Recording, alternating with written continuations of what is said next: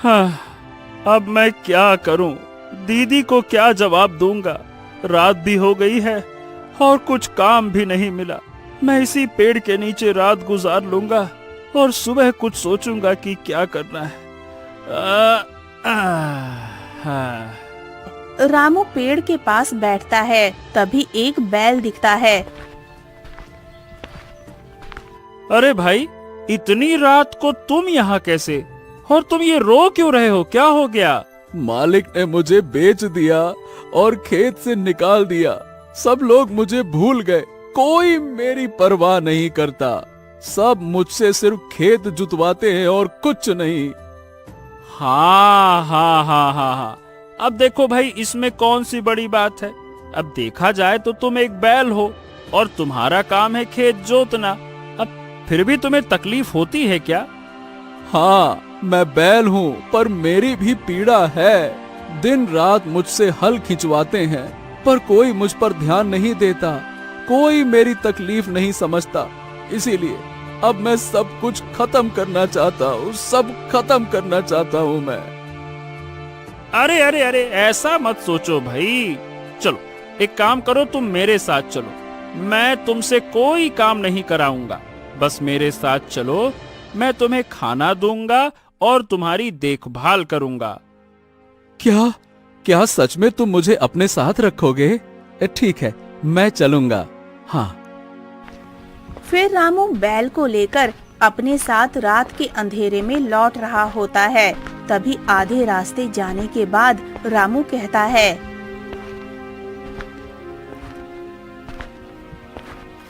हाँ, बाप रे बाप, मुझे तो बहुत भूख लगी है और मैं थक भी चुका हूँ। क्या करूँ?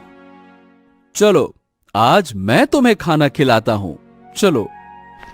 फिर रामू बैल के पीछे पीछे जाने लगता है। अरे, तुम मुझे कहाँ ले जा रहे हो भाई? अरे ये तो राजमहल की दिशा है। इस तरफ क्यों जा रहे हैं? तुम्हें खाना खिलाना है और मुझे पता है कि रसोई में कुछ मिलेगा। बस शांत रहो, बाकी मैं संभाल लूंगा, चलो। अरे, अगर राजा ने हमें देख लिया ना, तो पता है क्या होगा? सीधा फांसी। चिंता मत करो, मैं जानता हूँ कि कौन कब क्या करता है। तुम बस खाने की बात सोचो। ठीक है, पर जरा संभल के। मैं नहीं चाहता कि मुझे कुछ हो जाए। फिर रामू बैल के साथ राजमहल के एक गुप्त रास्ते से महल के पास पहुंचता है। अब तुम्हें कोई नहीं देख पाएगा। ये गुप्त रास्ता है। जाओ और जल्दी से खाना लेकर आओ। यहाँ से थोड़ी दूरी पर ही महल का भंडार है, जहाँ पर सभी सैनिक, मंत्री और बाकी सब लोग खाते हैं। जाओ। अरे बाप रे बाप, ये बताओ कि तुमको इतना कुछ कैसे पता? तुम तो एक बैल हो ना, फिर राजमहल की इतनी जानकारी कैसे है तुम्हारे पास? और ये गुप्त रास्ते के बारे में तुम्हें कैसे पता? देखो, मैं विस्तार से बाद में बताऊंगा, पर अभी ये समझ लो कि एक दो बार मैं अपने मालिक के साथ यहाँ आया था, इसीलिए जानकारी है। अब बस खाने पर ध्यान दो और जल्दी करो। फिर रामू चुपके से रसोई में जाता है। वो थोड़ा सा खाना चुरा लेता है और जल्दी से बाहर आकर बैल को देता है। ये लो भाई, तुम्हारे लिए मैं खाना ले आया। तुम्हें भूख लगी होगी, लो। हाँ, तुमने मेरे लिए भी खाना चुराया और मेरे बारे में सोचा। वाह वाह वाह वाह, तुम्हारा दिल वाकई में बहुत साफ है। मैं तुम्हारा एहसान कभी नहीं भूलूंगा। वो तो बात की बात है। पहले खा लो, मैं भी खा लूंगा। आज रात हम दोनों साथ में खाना खा रहे हैं। बड़े दिन बाद कुछ अच्छा खाने को मिला है। खाओ खाओ खाओ खाओ। दोनों चुपचाप खाना खाते हैं। हाँ, तुमने मेरा पेट भरा और मुझे एक उम्मीद दी। अब मैं जीना चाहता हूँ। अब जब सुबह होगी तब अगला रास्ता सोचेंगे। अब तो बस आज रात को जी भर के आराम करना है। अच्छा, एक बात तो बताओ, तुम इस राज्य के तो नहीं लग रहे। बताओ, कहाँ से आए हो? और तुम बहुत दुखी भी लग रहे हो।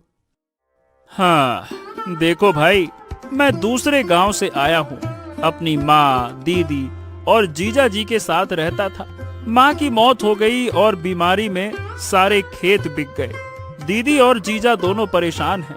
मुझे उनका सहारा बनना है, इसीलिए काम करके धन कमाना चाहता हूँ ताकि दीदी और जीजा खुश रहें। अरे वाह, ये तो बहुत अच्छी बात है। चलो फिर मैं तुम्हें धन दिलाता हूँ। हैं? क्या बात कर रहे हो भाई? तुम एक बैल होकर मुझे धन कहाँ से दिला पाओगे? मुझे क्या कमजोर समझा है? खैर, तुम्हें बस धन से मतलब होना चाहिए। बाकी मैं कहाँ से और कैसे दिलाता हूँ उस पर ध्यान मत दो। तुम बस मेरे पीछे चलो। बैल के पीछे पीछे रामू चल पड़ता है। दोनों राजमहल के बगीचे की ओर पहुँचते हैं और एक पेड़ के पास रुकते हैं। यहाँ किस तरह का धन है? अरे भाई चलो यहाँ से। अगर कोई सैनिक या किसी मंत्री ने देख लिया ना तो बहुत बुरा होगा। मेरी बात मानो, हमने खाना भी खा लिया है, अब तुम मुझे बगीचे में ले आए हो, यहाँ क्या होगा? ओहो, तुम चिंता मत करो। यहाँ देखो, पेड़ में जितने भी बीज हैं, उनमें से एक बीज तोड़ लो। हैं? ये क्या कर रहे हो? बीज तोड़ने से क्या होगा? मुझे कुछ समझ नहीं आ रहा। जैसा मैंने कहा वैसा करो, समझे? चलो चलो करो। रामू हिचकिचाते हुए बीज तोड़ता है। बीज तोड़ते ही उसके हाथ से 2 बूंदे खून टपक जाता है। अरे ये क्या हो रहा है? ये बीज तोड़ने से खून कैसे निकल सकता है?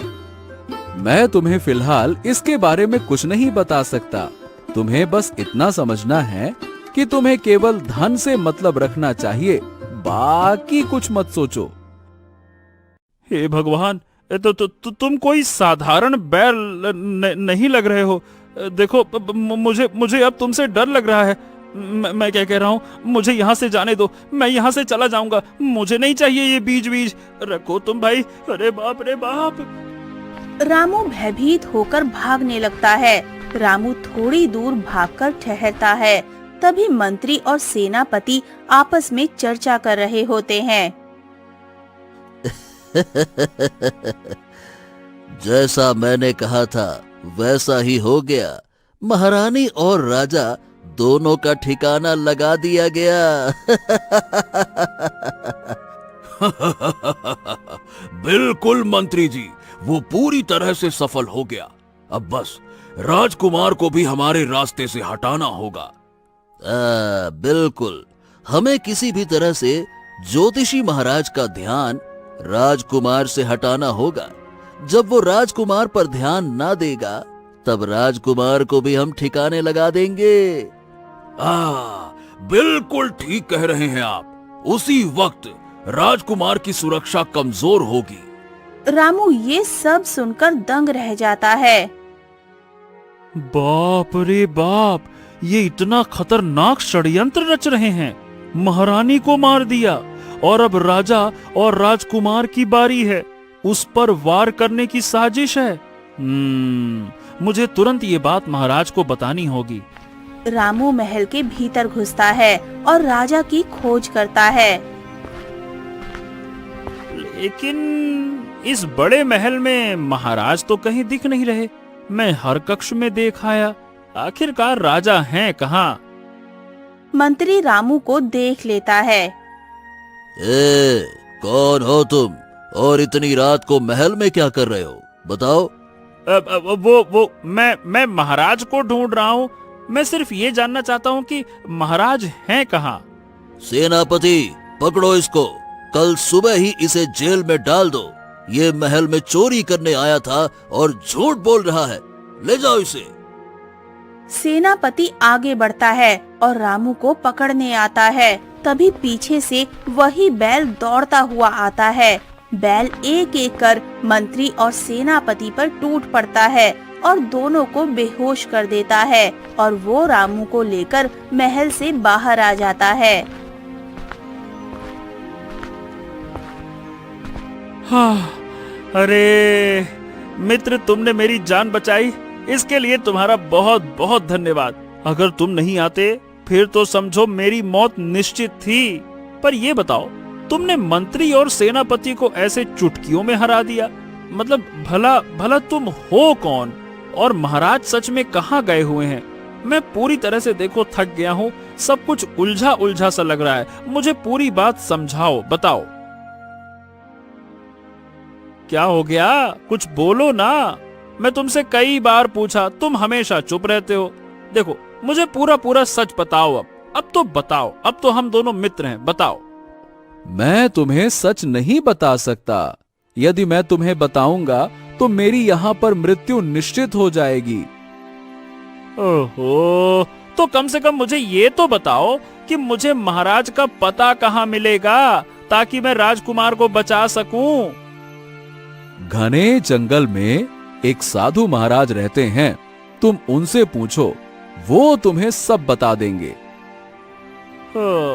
ठीक है, मैं उन्हें ढूंढ कर आऊंगा।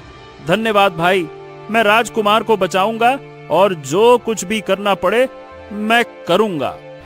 फिर रामू चल पड़ता है। कई घंटे की दौड़ और भाग के बाद सुबह होती है और रामू साधु महाराज की कुटिया में पहुंच जाता है। साधु महाराज, जैसा कि बैल ने बताया, मैं आपको ढूंढ कर आया हूँ। आप मुझे ये बताइए कि महाराज कहाँ हैं? राजकुमार के साथ हो क्या रहा है? और मंत्री और सेनापति ऐसा क्यों कर रहे हैं? रामू, तू जैसा सोच रहा है वो इतना आसान नहीं है। ये षड्यंत्र बहुत बड़ा और गहरा है। इसे बेनकाब करना तुम्हारे वश में है। अच्छा, तो बताइए ना महाराज, मैं क्या करूं? बैल के बारे में कुछ बताइए। वो साधारण बैल तो नहीं लगता मुझे। वो मेरे साथ आया और फिर चुप हो गया। वो कुछ बताता ही नहीं है। आप तो बताइए। रामू, वो साधारण बैल नहीं है। वो इस राज्य के राजा मनोहर लाल हैं। उसे एक तांत्रिक के द्वारा मंत्री और सेनापति ने बैल के रूप में बदल दिया। उनकी महारानी की हत्या कर दी गई और उसकी आत्मा बगीचे में किसी पौधे में कैद कर दी गई। क्या? राजा मनोहर लाल? ये कैसे संभव है? और ये जो मैंने पेड़ का बीज तोड़ा था, मेरे हाथ से खून टपका था, वो क्यों टपका था? तुमने जो बीज तोड़ा वो उसी महारानी के शरीर से अवतरित पौधे का बीज है। उस बीज में महारानी का रक्त और आत्मा थी। जब तुमने बीज तोड़ा तो बीज फूटा और महारानी का खून तुम्हारे हाथ पर लगा। ये बहुत बड़ा षड्यंत्र है। क्या बात कर रहे हैं साधु महाराज? तो अब मैं क्या कर सकता हूँ? मैं राजा जी को मुक्त कराना चाहता हूँ और राजकुमार और बाकी सभी लोगों को बचाना चाहता हूँ। राजा को उसके असली रूप में लौटाने के लिए तुम्हें पंचवटी घाटी की मिट्टी लानी होगी। जब तुम वो विशिष्ट मिट्टी बैल के ऊपर डालोगे, बैल फिर से राजा मनोहर लाल बन जाएगा। राजा अपना रूप पाने के बाद राजकुमार की रक्षा करेगा और महारानी की आत्मा भी मुक्त हो पाएगी। ठीक है, मैं तैयार हूँ। बताइए, पंचवटी घाटी कहाँ है और मुझे क्या सावधानी रखनी होगी? तुम्हें यहाँ से दक्षिण की ओर निकलना होगा। रास्ते में लाल चौक नाम का स्थान आएगा, जहाँ तुम्हारे सामने कई परीक्षाएं होंगी। वहाँ पर चांद नाम की शक्ति गिरेगी, यानी कि तुम्हें बड़ा प्रलोभन और भारी संकट दिखेगा, पर तुम्हें सबको पार करके वो मिट्टी लानी होगी। ठीक है, मैं हर कठिनाई सह लूंगा और मैं राजा और राजकुमार को बचाने के लिए कुछ भी करूंगा। तो ठीक है, जल्दी से निकल जाओ, समय बहुत कम है। फिर रामू साधु से हाथ जोड़कर विदा लेता है और पंचवटी घाटी की ओर निकल पड़ता है। घना जंगल, अंधेरा और चारों तरफ अजीब सी सरसराहट थी। पक्षियों की आवाजें और हवा में अजीब ठंडक थी। हाँ, अरे बाप रे, कैसी ठंडक है। अब जो भी करना होगा मुझे ही करना होगा। राजा, राजकुमार और महारानी की आत्मा मुझ पर निर्भर करती है। अब चाहे रास्ता कितना भी कठिन क्यों ना हो, मैं पीछे नहीं हटूंगा। हाँ। कई घंटे चलने के बाद उसके सामने एक चौड़ा मैदान आता है। वही लाल चौक, चारों ओर लाल धुआं फैला हुआ था। बीच में पत्थर का गोल चबूतरा और उसके ऊपर लाल चांद जैसी चमकती हुई आकृति टंगी हुई थी। जैसे ही रामू चौक में कदम रखता है, लाल चांद हिलने लगता है और अचानक से एक विशाल भ्रम प्रकट होता है। रामू, अगर आगे बढ़ना है तो तुम्हें 3 परीक्षाएं देनी होंगी। पहली परीक्षा लालच की, दूसरी भय की और तीसरी सत्य की। अगर तुम इनमें हार गए तो कभी भी पंचवटी घाटी नहीं पहुंच पाओगे। रामू के सामने अचानक ही सोने चांदी से भरे संदूक प्रकट हो जाते हैं। उनमें से आवाज आती है, ये सब खजाना तुम्हारा हो सकता है, इसे ले लो और अपनी मुश्किलें भूल जाओ। माँ का कर्ज चुकाओ, घर भी बन जाएगा। बस ये मिट्टी छोड़ दो। नहीं, मेरे सामने लाख सोना रख दो, मैं अपने कर्तव्य से पीछे नहीं हटूंगा। ये सब झूठ है, झूठा है ये सब। तभी सोना अचानक धुएं में बदल जाता है और लाल चांद जोर से हिलता है। तभी अचानक काले सांप निकलते हैं। उनके फन से आग निकल रही थी। वे रामू को घेर लेते हैं।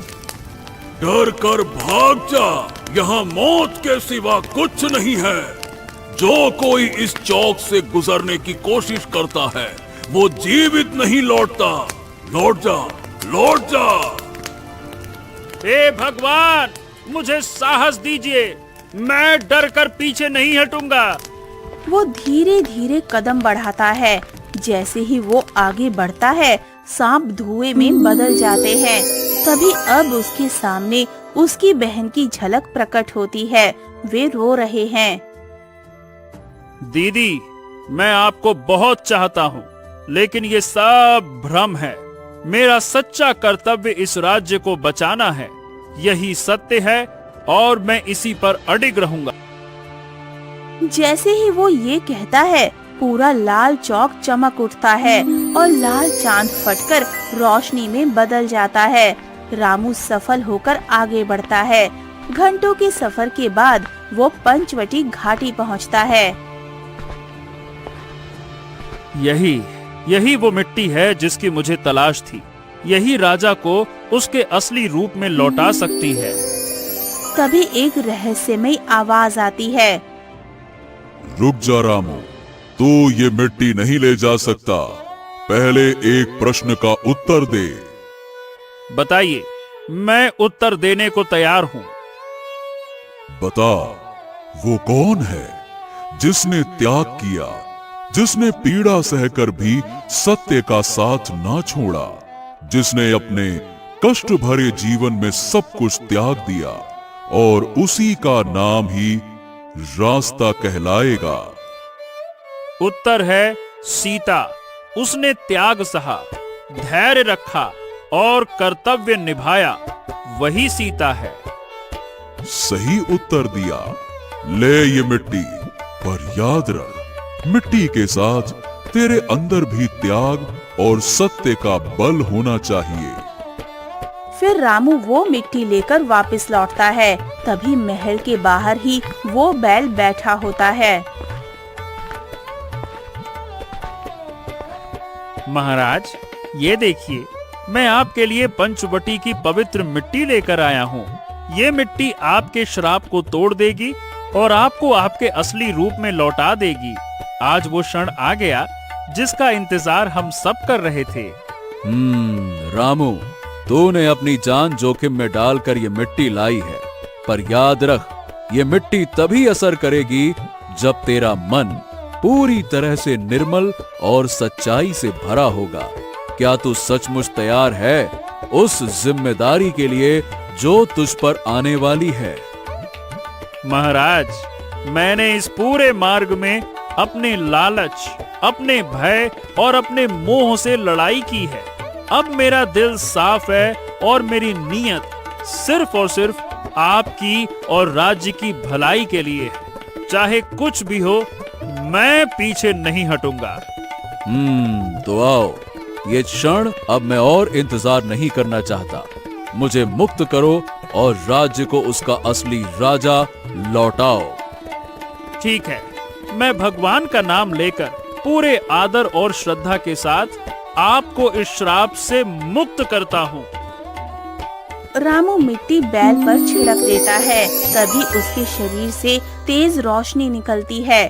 कुछ ही पलों में बैल का रूप मिट जाता है और वहाँ खड़े होते हैं राजा मनोहर लाल अपने पूरे वैभव और गरिमा में। रामू, तूने मुझे मृत्यु से भी गहरी कैद से बाहर निकाला है। आज मैं तेरे साहस और त्याग का ऋणी हो गया हूँ। एक साधारण किसान का बेटा इतना महान कार्य करेगा, ये हमने कभी सोचा भी नहीं था। महाराज, ये मेरी शक्ति नहीं थी, ये आपकी सीख, साधु महाराज का आशीर्वाद और मेरी माँ की प्रार्थनाओं का फल है। मैंने वही किया जो मेरा कर्तव्य था। तेरी निष्ठा और तेरी नीयत ने इस मिट्टी को असरदार बनाया। अब समय है कि मैं न्याय करूं और राज्य को उसके असली मार्ग पर लौटा दूं। फिर राजा अपने दरबार में चले जाते हैं।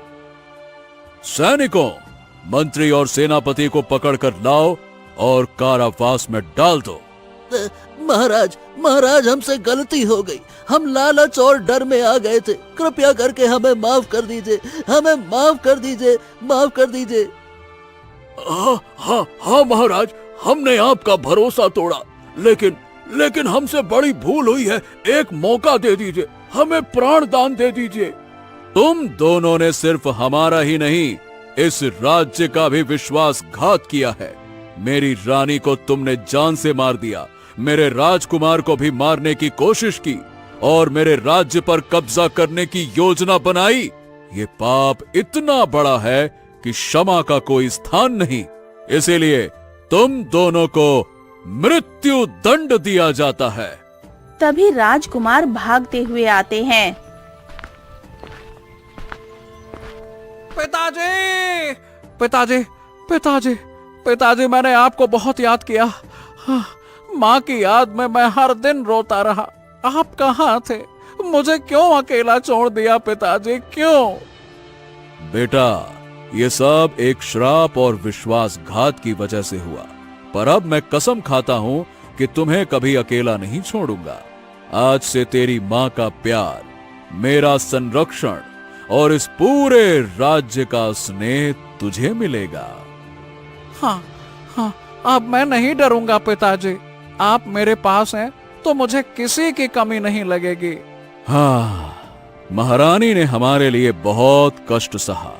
अब समय है उन्हें उचित सम्मान और विदाई दी जाए। कुछ दिनों में रामू सेनापति बन जाता है। उसका घर खुशहाल हो जाता है, राज्य सुरक्षित रहता है और महल में फिर से शांति और न्याय का वातावरण लौट आता है।